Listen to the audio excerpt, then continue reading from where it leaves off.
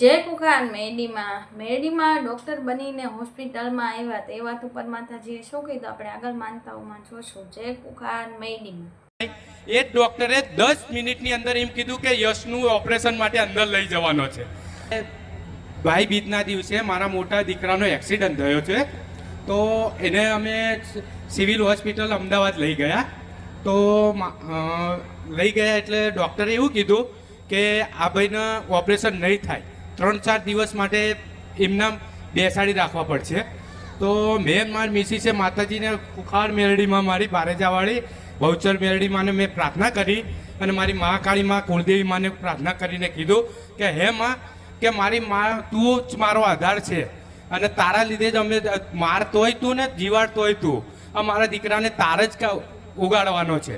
તો માતાજીને જેવી મેં પ્રાર્થના કરી કે હે કુખાર મેરડીમાં મારા દીકરાનું ગમે તે કરીને તું ઊભો કરી દેજે. તો 10 મિનિટની અંદર જે ડૉક્ટરે એવું કીધું હતું કે આનું ઓપરેશન 3-4 દિવસ માટે નહીં થાય, એ જ ડૉક્ટરે 10 મિનિટની અંદર એમ કીધું કે યશનું ઓપરેશન માટે અંદર લઈ જવાનો છે. તો અમે વિચાર કરી ગયા, એ લઈ જવાનું કીધું એને 15 કે 20 મિનિટ થઈ માતાજી. એવું એક વ્યક્તિ, અજાણી વ્યક્તિ અમારી જોડે આવી, જેને હું નથી ઓળખતો, મારી મિસિસ નહીં કે કોઈ ઓળખતું નથી. એ વ્યક્તિ અંદર આવ્યા અને ડૉક્ટર પાસે ગયા અને જે ડૉક્ટરનો એપ્રોન પહેરે એ ઓપરેશન માટે એપ્રોન પહેર્યો. તો ડૉક્ટરે પૂછ્યું કે કોણ છો ભાઈ તમે? તો કે હું આ ભાઈનો પરિચય છું, અમે ભાઈના રિલેટિવ છું અને મારે ઓપરેશન, હું ડૉક્ટર છું ને આમનું ઓપરેશન કરવાનું છે આ ભાઈનું. બરોબર. તો અમે ખુદ વિચાર કરી ગયા કે આ કોણ છે. તો જ્યારે ઓપરેશન થઈ ગયું કે હું એ ભાઈને ઓળખતો નથી, નામ જાણતો નથી. તો મારા દીકરાનું ઓપરેશન 4.5 કલાક ચાલ્યું. આખા પગ આખો ઘૂંટણથી જતો રહેલો. 4.5 કલાક ઓપરેશન ચાલ્યું. બહાર આવીને એ વ્યક્તિ એવું કીધું કે નોર્મલ છે, કશું જ નથી કે. બીજો પરિચય એવો કે એ જ્યારે ડૉક્ટરે અમે પહેલી વાર કીધું કે 7 સળિયા નાખવા પડશે. કેટલા? 7 સળિયા. તો એક સળિયાનો ખર્ચો મિનિમમ 7,000 રૂપિયા થાય. મારા ખીચામાં 1 રૂપિયો કાણી પઈ નથી. જ્યારે 108માં બેસાડે ત્યારે અમે સિવિલમાં ઉતર્યા તો એક અજાણી વ્યક્તિએ, આમ અમારે રિલેટિવ હતા પણ અમે એમની પાસે માગ્યા નથી, તો એમણે સામેથી એમ કીધું કે લે આ 2,000 રૂપિયા રાખો કે. બરોબર. એટલે જે ઓપરેશન કરવા આયા એમને તમે ઓળખતા હતા? ના, અમે નતા ઓળખતા. એમને આઈને શું કીધું? એમણે એવું કીધું કે હું આ ભાઈનો રિલેટિવ છું. ડોક્ટરને એવું કીધું? હા, ડોક્ટરને એવું કીધું અને આ ભાઈનું ઓપરેશન મારે કરવાનું છે કે. બરોબર. તો અંદર લઈ ગયા. પછી આયા, જ્યાં સુધી મારા દીકરાને બેડ ના મળ્યો, એનો એક્સરે ના પાડ્યો, બધું કમ્પ્લીટ થયું, ત્યાં સુધી એ અમારી જોડેથી ખસ્યા નહીં. એ વાતને આજે 5મો દિવસ છે, હજુ સુધી એ દવાખાને કે અમારા ખાટલે જોવા નથી મળતા. એ ભાઈ એ જેમને ઓપરેશન કર્યું, આ જેમણે ઓપરેશન કર્યું, એમને જાતે કેટલા 4.5 કલાક ઓપરેશન? 4.5 કલાક ઓપરેશન કર્યું. બીજું કે આપણે ઓપરેશન કરે ને એટલે બ્લડની જરૂર પડે. બરોબર. તો બ્લડની જરૂર પડે તો મારા દીકરાને 2 બોટલ બ્લડ ચડાયું.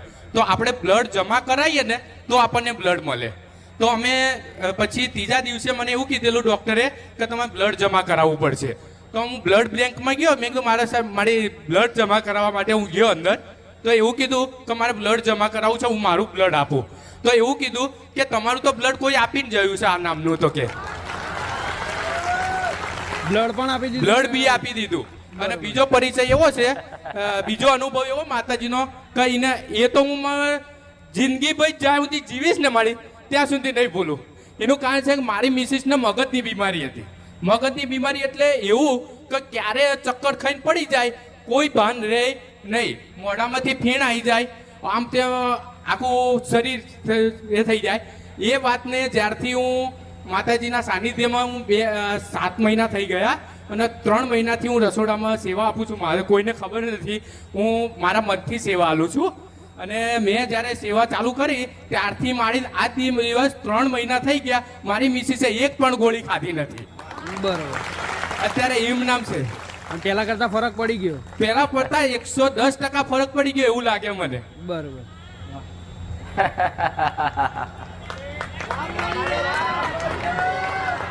આવા કાળા કળિયુગમાં આવા પરચાકો વાપરે ને તો વિચાર કરે કે હારું આ શક્ય ખરું? એવું થાય ને. ડોક્ટર બની ડોક્ટરના કપડાં પહેરી આવીને ડાયરેક્ટ તમારું ઓપરેશન કરી આલું. તમારે લોહીની જરૂર છે તો મારું લોહી આલું. આ તારો જ અનુભવ છે. અમારે લોહી આલવા જે શું કીધું? એમ કીધું કે તમારું બ્લડ તો કોઈ આપી ગયા છે અહીંયા, કે તમારે તો અહીંયા બ્લડ જમા કરાઈ ગયા આવીને. ઓપરેશન કરવાનું હતું, કોણ આવ્યું? માં જ આવે, મારી બીજું કોણ આવે? તો કેવા રૂપમાં? એ તો કે કોઈ એક પુરુષ હતા, હું એમને ઓળખતો નતો અને ડાયરેક્ટ આવીને એવું કીધું કે આ ભાઈનું ઓપરેશન મારે કરવા, હું ડોક્ટર છું કે. ચહેરો જોયો તો, પણ ચહેરો એવો હતો કે જ્યારે બી અમારી સામે આવે ને તો એકદમ હસતા જ હોય, હસતો જ ચહેરો એકદમ. ભાઈ જ્યારે સળિયાની વાત કરીને કે સળિયા લેવા જવું પડશે 7,500 રૂપિયા, તો મારી મિસિસ તો રોવા જ મંડી. અમારી બેના આંખમાંથી આંસુ નીકળી ગયા કે એક સળિયાનો ખર્ચો 7,500, એવા 7 સળિયા એટલે અમારે સીધા 30-40 હજાર રૂપિયા થાય. તો પછી એ ભાઈ જે ઓપરેશન કરવા હતા એ આવીને અમને અમારી જોડે આવીને હસવા માંડ્યા. કેમ રોવો તમે?